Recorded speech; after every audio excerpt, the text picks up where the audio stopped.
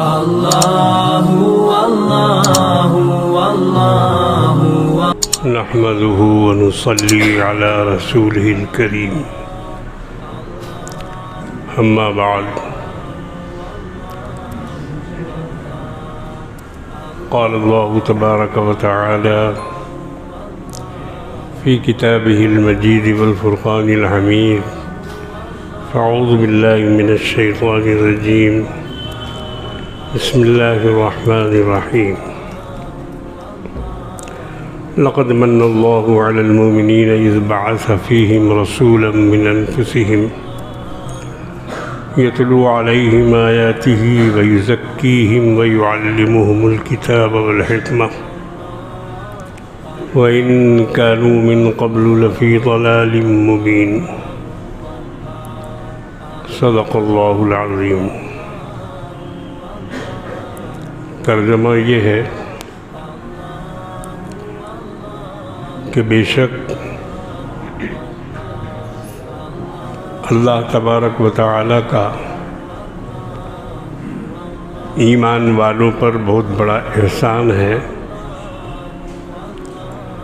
कि उसने उनके दरमियान उन्हीं के जिन्स में से एक ऐसा रसूल भेजा जो उन पर आयात की तिलावत करते हैं। हमारी आयतें जो हमने अपने रसूल पर नाजिल किए हैं, व युज़क्कीहिम, और उन आयात के ज़रिए से, उसकी तिलावतों के ज़रिए से उनको पाक साफ़ करते हैं। व युअल्लिमुहुमुल किताब वल हिकमा, और उनको किताब और हिकमत की तालीम देते हैं, हिकमत की बातें सिखाते हैं, और किताब से जो उलूम मालूम होते हैं वो उनको बतलाते हैं। और इससे पहले वो खुली हुई गुमराही में पड़े हुए थे।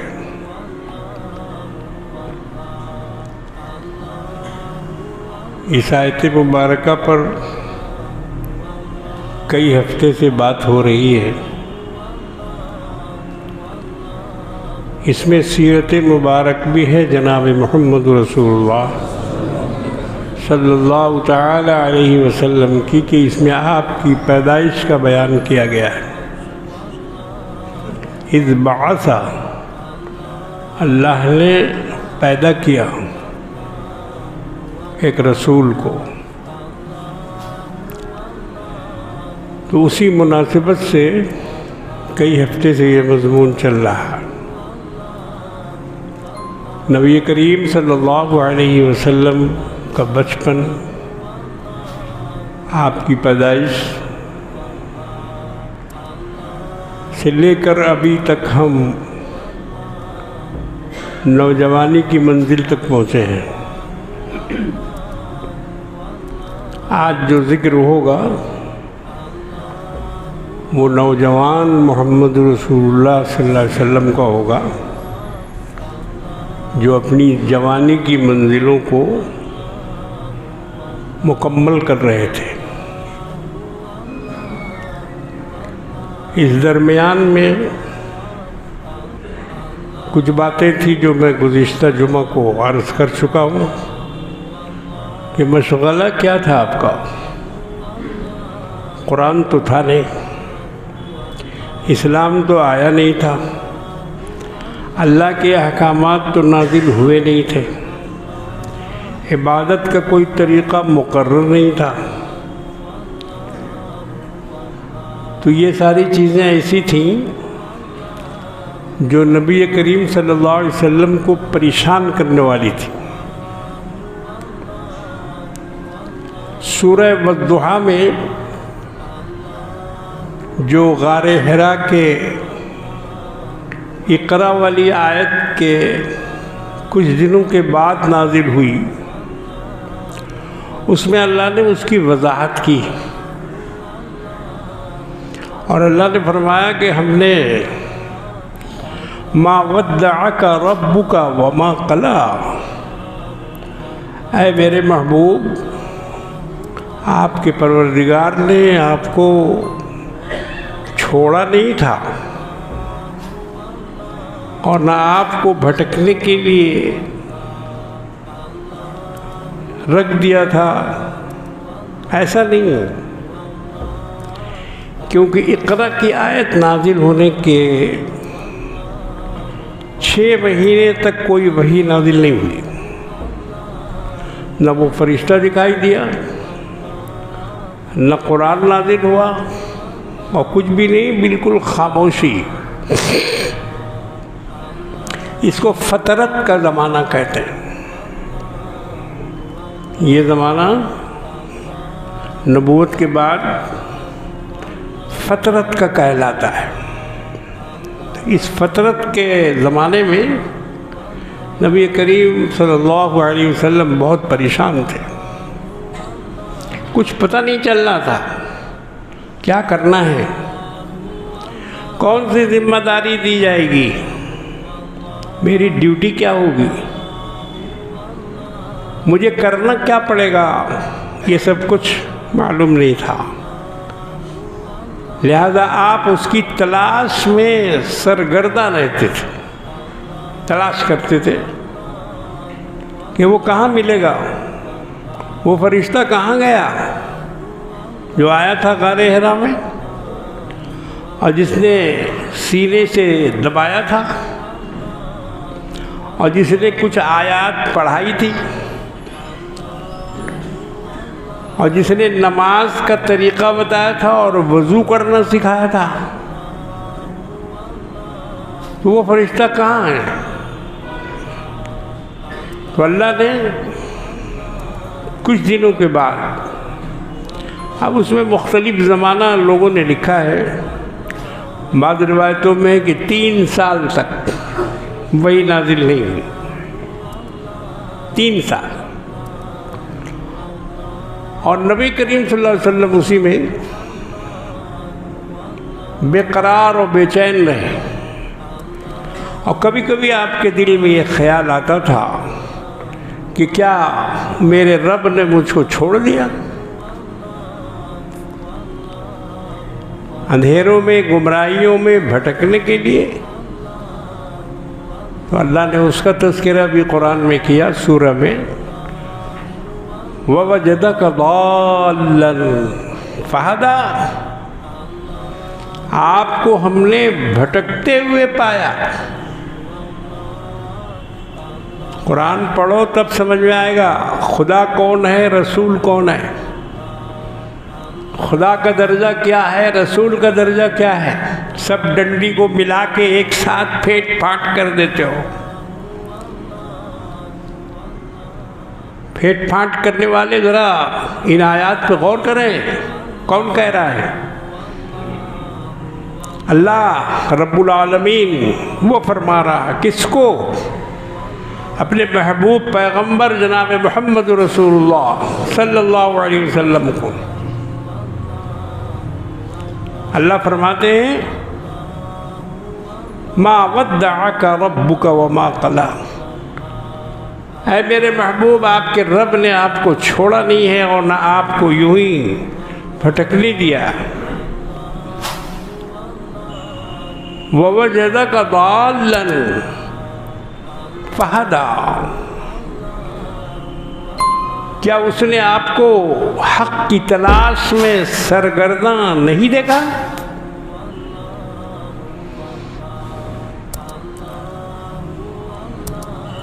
आपके लिए आखिरत अभी से ज़्यादा बेहतर है।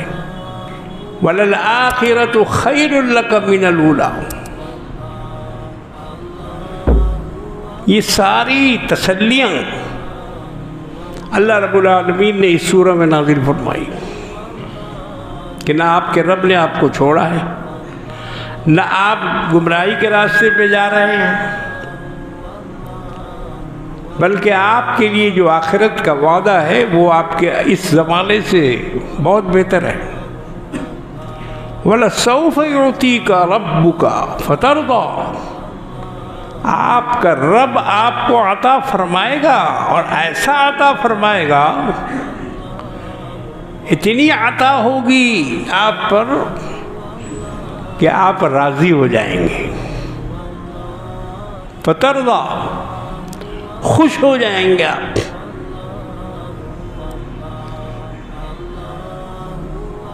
मैदान हश्र में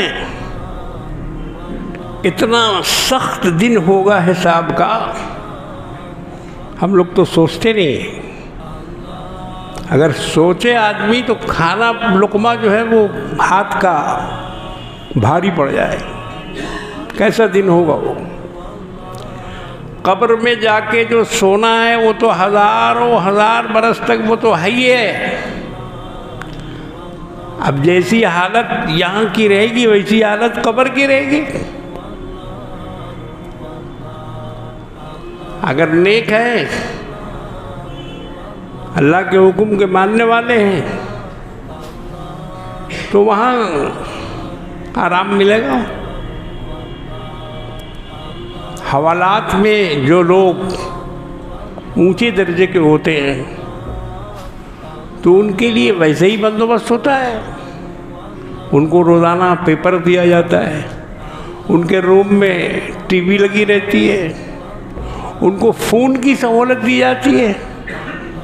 वीआईपी होते हैं वो, अगरचे जेल में हैं, लेकिन उसकी कैटेगरी अलग है। और एक वो है जो चक्की पीस रहा होता है, जिसको झाड़ू देने का काम दिया जाता है, बैतुल खला जो साफ करते हैं। खुद हमारे उलमा ने ये काम किया है जेलों में अंग्रेज़ों के ज़माने में। हज़रत मौलाना फजल हक खैर आबादी रहमतुल्लाह अलैह बहुत बड़े आलिम हैं, इमामुल मंतिक में उनका कोई जोड़ नहीं था पूरी दुनिया में। मगर जंग आज़ादी में वो अंग्रेज़ों ने उनको कैद किया,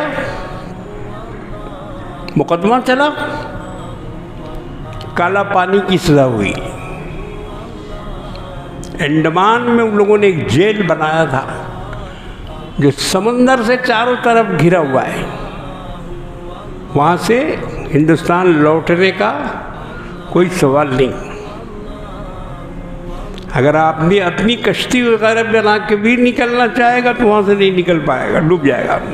इतना भंवर है उस दरिया में, समंदर में। तो ऐसी जगह पर जेल बनाया था कि वहाँ से किसी के निकलने, भागने और वापस का कोई सवाल ही नहीं पैदा हो। मौलाना फजल हक खैर आबादी रहमतुल्लाह अलैह, उनको काला पानी की जेल हुई थी, वहीं जेल में थे। और बहुत सारे उलमा, ये तो मैं एक आदमी का नाम ले रहा हूँ, अगर नाम लेने बैठूँगा तो बहुत लोग हैं जिन्हें काला पानी की सज़ा हुई। मौलाना इनायत अली रहमतुल्लाह अलैह इमामुन नहव थे। मौलाना हसरत मोहानी, जिनके बारे में बहुत सारे लोग जानते हैं, उनको चक्की पीसने के लिए दिया गया था काला पानी में। उनका एक शेर आज भी बहुत मशहूर है, क्या तुर्फ तमाशा है हसरत की तबीयत भी, है मश्क सुखन जारी चक्की की मुशक्कत भी। जो शायर लोग हैं वो इस शेर से वाकिफ़ हैं। क्या तुर्फ तमाशा है हसरत की तबीयत भी, है मश्क सुखन जारी चक्की की मुशक्कत भी। चक्की पीसना पड़ता था उनको। मौलाना फजल हक जिनकी बात मैं कर रहा हूँ, उनके जिम्मा लगाया था कि जेल में जितने पाखाने हैं उनकी सफाई करना है। आप सोचिए, इतने बड़े आलिम दीन, मगर उनको क्या सज़ा दी गई? और उन्होंने किया वो काम मजबूर थे करने पर। रोज़ाना उठकर तमाम संडासों को साफ करते थे, झाड़ू लगाते थे, बाल्टी लगाते थे, धोते थे। तो जेलों में, कस्टडी में कैटेगरी होती है, जिसको जैसा समझा जाता है उसको वैसे ही रखा जाता है। हम लोग भी कब्र में जाकर हमारी भी कस्टडी होगी, हमारी भी कैटेगरी होगी, और जो जिस लायक रहेगा उसको उसी टाइप की या तो सज़ा मिलेगी या फिर जज़ा। ये तो यहीं से शुरू हो जाता है, आंख बंद होने के बाद। आंख जब बंद होगी ना, तब सवेरा होगा, तब देखेंगे। जब तक आंख खुली है नजर नहीं आ रहा कुछ। आंख जब बंद होगी तो देखेंगे फरिश्ता, देखेंगे कब्र, देखेंगे अज़ाब, देखेंगे आखिरत, और वहाँ के मनाजिर दिखाई देंगे। मेरे बुजुर्गों, दोस्तों, तो एक लंबा अरसा, पता नहीं कब आएगी क़यामत। इसराफील अलैहिस्सलाम सूर लेके बैठे फूंकने के लिए, कब फूकेंगे मालूम नहीं, कब उनको सिग्नल मिलेगा कि अब फूको, अब स्टार्ट करो, मगर बैठे हैं इंतज़ार में। ये अल्लाह का निज़ाम है। और उनकी सूर में इतना दम होगा, इतनी ताकत होगी कि उस आवाज़ से पूरी दुनिया टूट फूट कर रह जाएगी, कानों के पर्दे फट जाएंगे, इंसान का दिमाग भेजा उड़ जाएगा, जानवरों के टुकड़े हो जाएंगे, मकानात, बिल्डिंग, कोई चीज़ बचेगी नहीं, सब फना के घाट उतर जाएंगे। ये है नफ़ख़ सूर, जिसका जिक्र कुरान में है। फ़इज़ा नुफ़िख़ फ़िस्सूर फ़सअक़ मन फ़िस्समावाति व मन फ़िल अर्ज़। जब सूर फूका जाएगा तो ये जितने ज़मीन और आसमान और जो कुछ भी इसमें है, ये सब टूट फूट के बराबर हो जाएंगे। और उसके बाद दोबारा सूर फूका जाएगा। सुम्मा नुफ़िख़ फ़ीहि उख़रा फ़इज़ा हुम क़ियामुन यंज़ुरून। जब दूसरी बार फूका जाएगा, सुम्मा नुफ़िख़ फ़ीहि उख़रा, जब उनको आर्डर होगा कि अब दोबारा फूको, तो जो भी गिरे पड़े थे, जो भी मर गए थे, जो भी टूट फूट गए थे, जो भी फना के घाट उतर गए थे, फ़इज़ा हुम क़ियामुन यंज़ुरून, सब के सब खड़े हो जाएंगे देखते हुए, सब जिंदा और सलामत हो जाएंगे। तो वो दिन इतना सख्त होगा हशर का,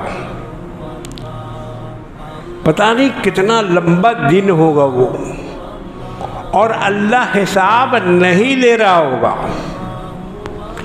अल्लाह ज़मीन पर नहीं आ रहा होगा, और लोग हैरान और परेशान होंगे। सवा निज़ा सूरज की मिसाल दी गई है, मगर वो क्या है सवा निज़ा हम नहीं जानते, हम नहीं समझ सकते। ये उसकी नज़दीकी और उसकी गर्मी को बताने के लिए कहा गया है। मतलब ये है कि सूरज ज़मीन से बहुत ही करीब आ जाएगा, और लोगों के दिमाग खौलते होंगे उसकी गर्मी से। प्यास की शिद्दत, तड़प, पानी का एहसास, ये सब कुछ मैदाने हश्र में होगा।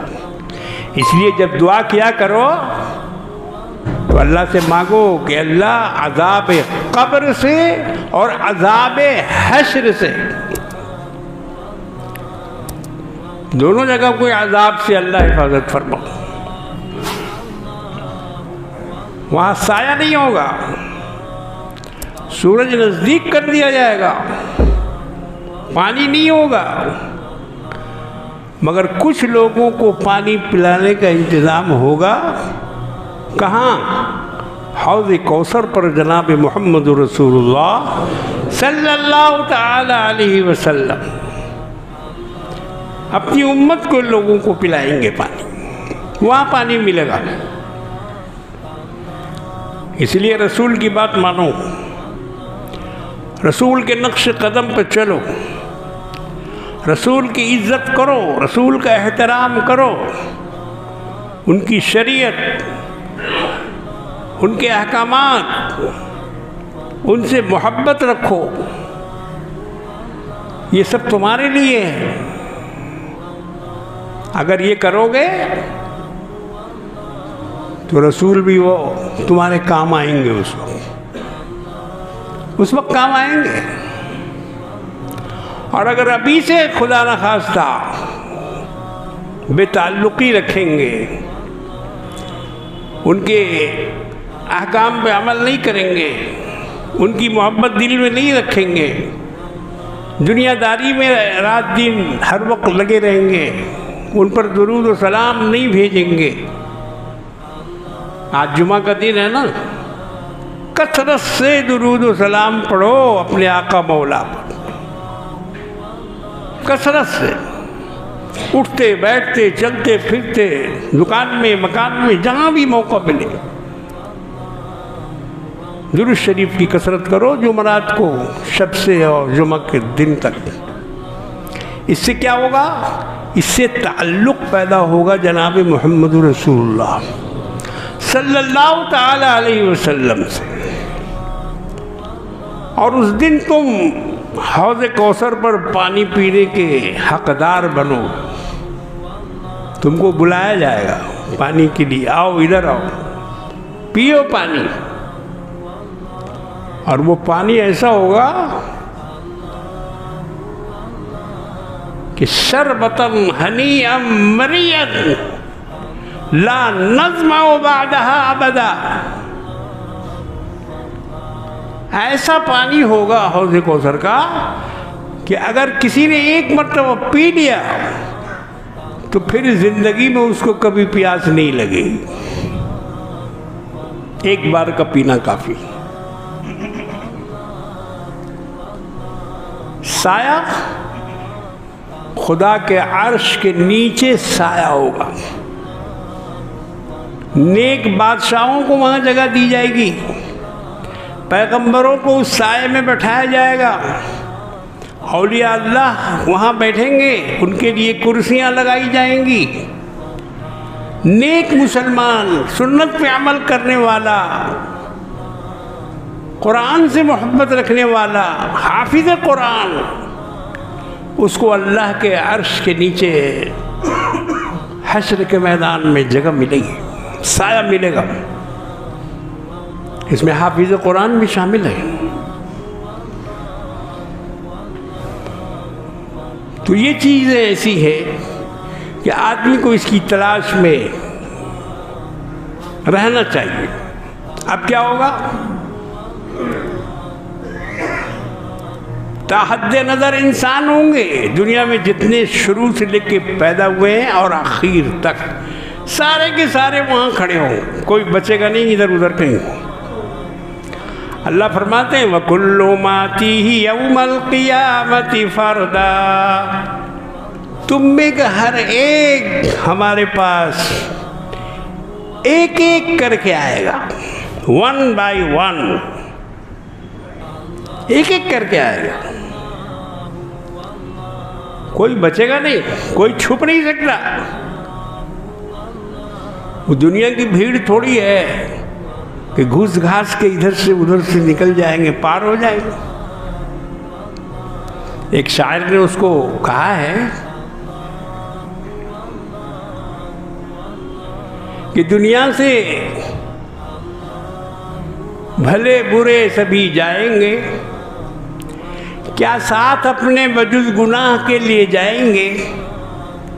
पीरी से है खम, हश्र में देखेगा कौन, जन्नत में झुके झुके चले जाए। खम कहते हैं कमर जब टेढ़ी हो जाती। तो शायर कह रहा है कि हम तो बूढ़े हो गए हैं, बुढ़ापे में गए, पीरी से हैं खम, झुके हुए हैं, कमर झुकी हुई है, और हश्र में देखेगा कौन, जन्नत में झुके झुके चले जाए। ये गलत बात है, झुके झुके जाओगे पकड़ लेगा फरिश्ता। हाँ, वो इंडिया गवर्नमेंट की पुलिस नहीं है कि जिसको कुछ ले दे के पार हो जाए, वैसा नहीं है वहाँ। बहरहाल वो दिन बड़ा सख्त होगा, उससे अल्लाह से पनाह मांगो। अज़ाब हश्र जो है ये एक बहुत बड़ा अज़ाब है गुनहगारों के लिए, और ख़ास तौर से वो लोग जो अपने रब और अपने नबी के नाफरमान हों। नाफरमानों के लिए वो दिन बड़ा सख्त होगा। तो मेरे बुजुर्गों और दोस्तों, मैंने हश्र का तज़किरा इसलिए किया ताकि आपकी समझ में बात आए कि मुहम्मदुर रसूलुल्लाह सल्लल्लाहु अलैहि वसल्लम की हैसियत क्या है और आपकी अज़मत क्या है, आपकी शान क्या है, आपकी बुलंदी क्या है। अल्लाह रब्बुल आलमीन ने आपके बारे में जो कुछ फरमाया है उसकी क्या ज़रूरत थी। याद रखो, मैदान हश्र के इस अज़ाब के मौके से मैंने थोड़ा सा मंजर कशी की है वहाँ की आखिरत की। हश्र के मैदान की थोड़ी सी मंजर कशी की है, मगर वो मंजर ऐसा है जो ज़ुबान से अदा नहीं किया जा सकता। परेशान होगी पूरी दुनिया और हिसाब नहीं होगा उस वक्त तक। अल्लाह ताला ज़मीन पर नाजिल नहीं होंगे और लोग इसी तरह से तड़प रहे होंगे, इधर उधर घूम रहे होंगे, पैगंबरों के पास जा रहे होंगे। आपने सुना है ना, सबसे पहले लोग पहुंचेंगे हज़रत आदम अलैहिस्सलाम के पास। आपको अल्लाह ने अपने दस्ते कुदरत से बनाया, आप में अल्लाह ने रूह फूकी, आप अल्लाह के सबसे पहले नबी हैं। और लोग उनके फ़ज़ाइल बयान करके उनसे ये कहेंगे कि आए अब्बा, हम लोग जितने हैं सब आपकी औलाद हैं। आज का दिन बड़ा सख्त है, अल्लाह बहुत गुस्से में है, तो चलिए हम लोगों के लिए, बेटों के लिए अपने रब से सिफारिश कर दीजिए, सिफारिश कर दीजिए और दुआ कर दीजिए कि वो हम लोगों का हिसाब जल्द अज जल्द ले ले। आदम अलैहिस्सलाम इनकार कर देंगे कि भाई आज मेरा काम नहीं है, हम ये नहीं कर सकते, हमसे तो खुद गलती हुई है, हमसे मना किया गया था दरख्त को छूने के लिए और उसको खाने से मना किया, मगर हमने भी खाया, बीवी को भी खिलाया, तो हम तो ये काम कर बैठे हैं, इसलिए हम सिफारिश नहीं करेंगे, सिफारिश के लायक हम नहीं हैं।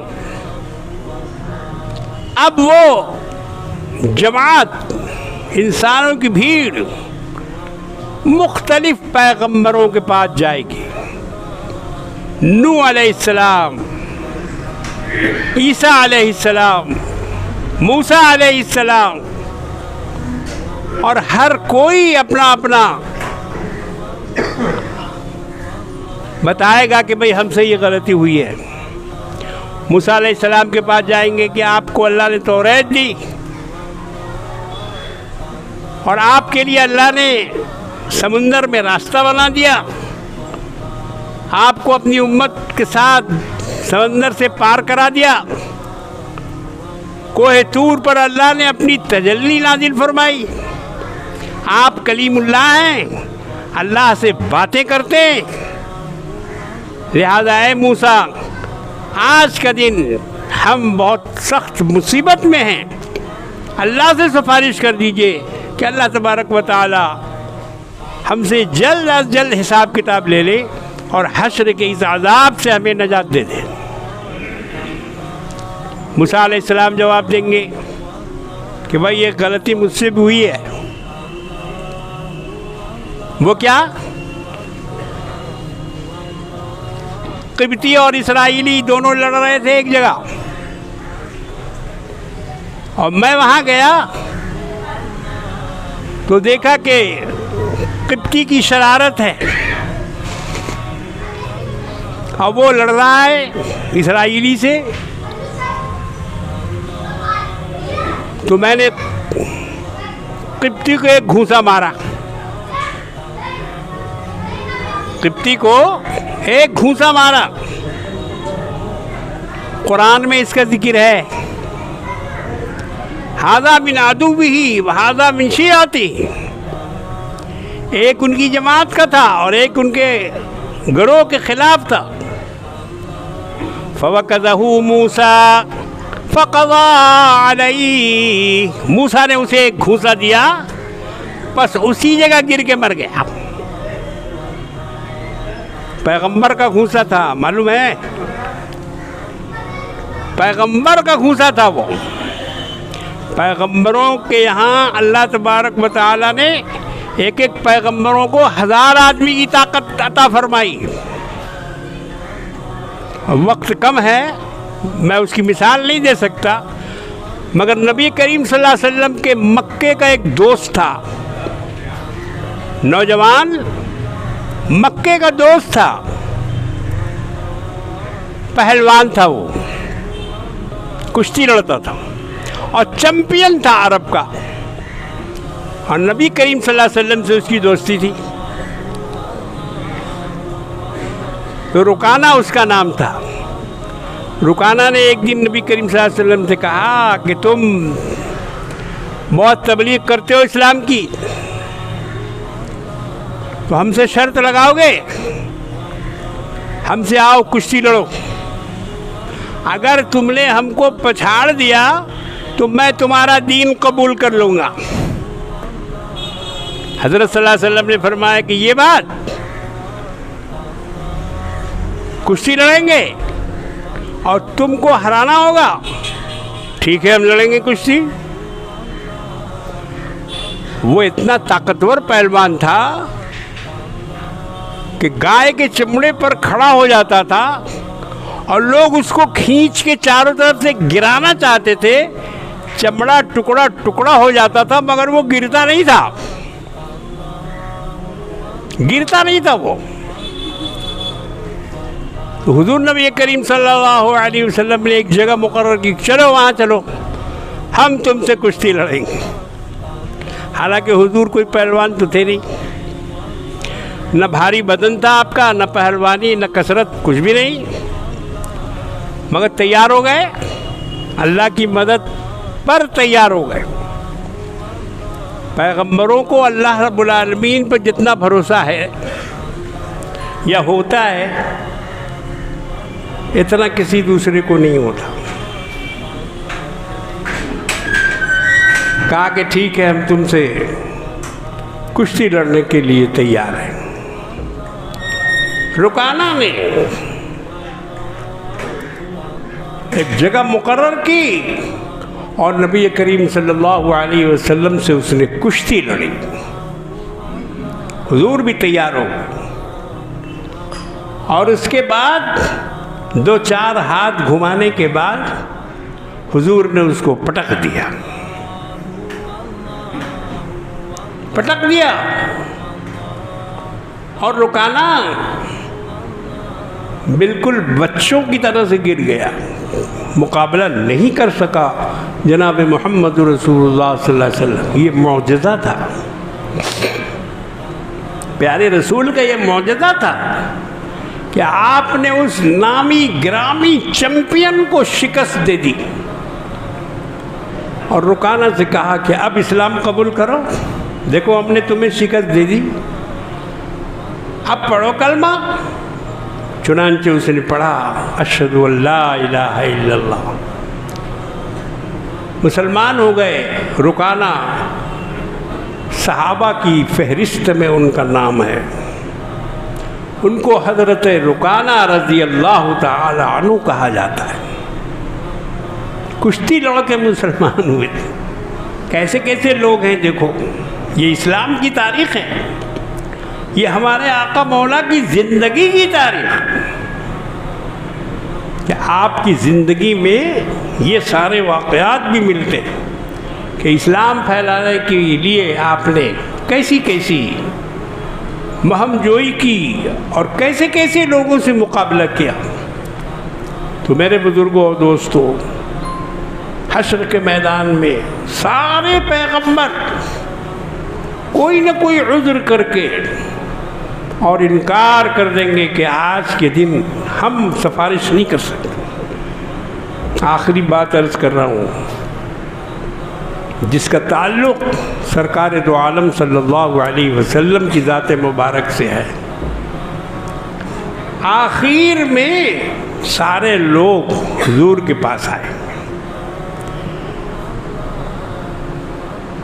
कि हम तो सब तरफ से चले आए,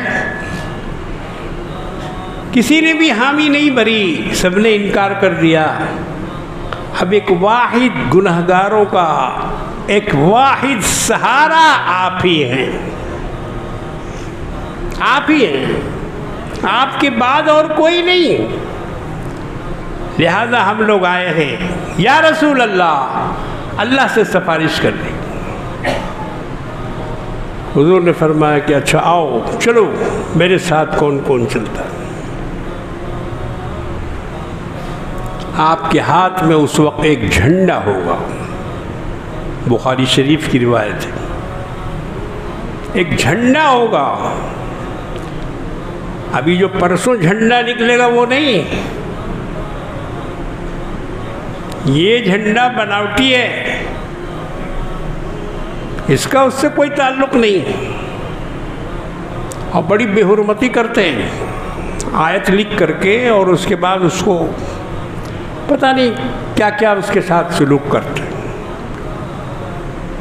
ये कोई इस्लामी झंडा नहीं है, ये बनावटी झंडा है।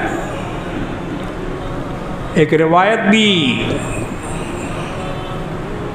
मियाँ जी आखून जी लोग तकरीर में बयान करते हैं कि जिस रोज़ नबी करीम सल्लल्लाहु अलैहि वसल्लम पैदा हुए, जिब्रील अलैहिस्सलाम झंडा लेके आए और उन्होंने खाना काबा की छत पर एक झंडा लगाया। देखो ये झंडा वालों की रिवायत है, खाना काबा की छत पे एक झंडा लहराया और एक झंडा दूसरे हाथ में था, तो उससे पूरी दुनिया में उसने उस झंडे को लहराया। कौन देख रहा था भैया, किसकी रिपोर्ट है ये? नबी ने फरमाया ये जिब्रील वाली बात किसने बताई? आप थे वहाँ, फोटोग्राफर था वहाँ, कोई रावी था वहाँ। ऐसे ही बेपर की बात उड़ाते रहते और जितने जाहिल लोग वहाँ बैठे रहते हैं बुगदम सुभान अल्लाह सुभान अल्लाह, नारे तकबीर, वहाँ नारा तकबीर भी लगता है और गलत रिवायतों पर, झूठी बातों पर उनकी तहसीन और उनकी दाद भी दी जाती है। ऐसा कुछ नहीं है, असल ये है, इसको मालूम करो। झंडा फतेह मक्का का झंडा था, फतेह मक्का में झंडा था, झंडा खैबर में झंडा था, और एक झंडा मैदान हश्र में सरकार दो आलम जनाब मोहम्मद रसूलुल्लाह सल्लल्लाहु अलैहि वसल्लम के हाथ में होगा, जिसका नाम है लिवाउल हम्द। लिवाउल हम्द। और हुजूर की उम्मत के जो लोग होंगे सब उसी झंडे के नीचे होंगे। दुआ करो, अल्लाह से दुआ किया करो कि अल्लाह हमारा हश्र रसूल के झंडे के नीचे कराइएगा। मक्के में जो पहले तवाफ़ कराते थे मुतव्विफ, वो ये दुआ पढ़ाते थे, वहशुरना फी ज़ुमरतिही, अल्लाह हमारा हश्र रसूलुल्लाह सल्लल्लाहु अलैहि वसल्लम के गिरोह में कीजिएगा। वहशुरना फी ज़ुमरतिही व तहत लिवाइही, और आपके झंडे के नीचे करवाइएगा। हमने ये दुआ मांगी खाना काबा के पास, जिस ज़माने में मुतव्विफ लोग हाजियों के टुकड़ों को ले जाकर तवाफ़ कराया करते थे। अभी तो बिल्कुल छोड़ दिया गया, अब तो कोई नहीं है, न कोई बताने वाला न कुछ। कहाँ से शुरू करना है, कहाँ ख़त्म करना है, क्या करना है नहीं करना है, सब लोग खुद ही से करते हैं। लेकिन एक ज़माना ऐसा था कि घर से मुअल्लिम के आदमी ले जाते थे तवाफ़ कराने, सई कराने। 15 आदमी 20 आदमी की एक जमात होती थी, टोली होती थी, और वो लोग ले जाकर तवाफ़ कराते थे। तमाम दुआएं पढ़वाते थे, किस किस चक्कर में कहाँ कहाँ कौन कौन सी दुआ पढ़नी है वो बताया करते थे। तो उन दुआओं में से मुझे याद है कि एक दुआ ये भी थी कि अल्लाह हम लोगों का हश्र नबी करीम सल्लल्लाहु अलैहि वसल्लम के गिरोह में कीजिएगा। वहशुरना फी ज़ुमरतिही व तहत लिवाइही, और आपके झंडे के नीचे करवाइए। वो झंडा लेकर नबी करीम सल्लल्लाहु अलैहि वसल्लम चलेंगे और पूरी आपकी उम्मत आपके पीछे पीछे आपके साथ जाएगी। खुदा का अर्श नज़र आएगा तो नबी करीम सल्लल्लाहु अलैहि वसल्लम सजदे में गिर पड़ेंगे, सजदे में गिर पड़ेंगे। और उसके बाद अल्लाह की हम्दो सना इतनी करेंगे, इतनी ज़्यादा करेंगे कि दुनिया में किसी ने आज तक वैसी हम्दो सना नहीं की होगी और न कभी कर सकेगा। इसको कुरान में अल्लाह ने जिक्र किया है। कुरान में अल्लाह ने फरमाया कि ये कौन सा मुकाम होगा? मकाम महमूद।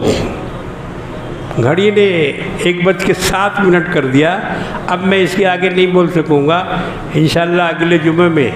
मकाम महमूद इसी मकाम को कहते हैं कि जहाँ नबी करीम सल्लल्लाहु अलैहि वसल्लम खड़े होंगे और सारी उम्मत के लिए शफाअत और मग़फ़िरत का मामला करेंगे। ऐसे नबी को याद करो, ऐसे नबी पे दुरूद पढ़ो, ऐसे नबी की इताअत करो, ऐसे नबी की सुन्नतों पे अमल करने की कोशिश करो। अल्लाह तबारक व तआला हम सबको इसकी तौफीक अता फरमाए। व आखिरु दावाना अनिल हम्द।